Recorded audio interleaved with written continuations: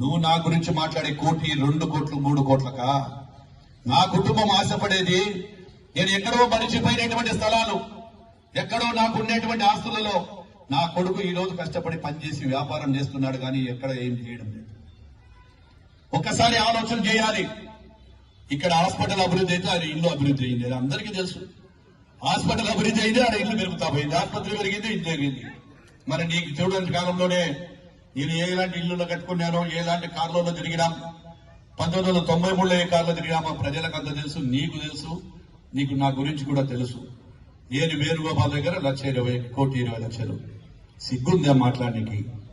నా ఛాలెంజ్ ఈ రోజు ఒక సిఎస్ఆర్ ద్వారానే గ్రామ పంచాయతీలో 5 కోట్ల రూపాయల డిపాజిట్లు ఉన్నాయి, కావాలంటే చెక్ చేసుకోవచ్చు ఎవరైనా సరే. ఛాలెంజ్ 5 కోట్ల రూపాయలు. నువ్వు 1,20,00,000 కాదు, 5 కోట్ల రూపాయలు ఈరోజు దాతలంతా ఇచ్చారు.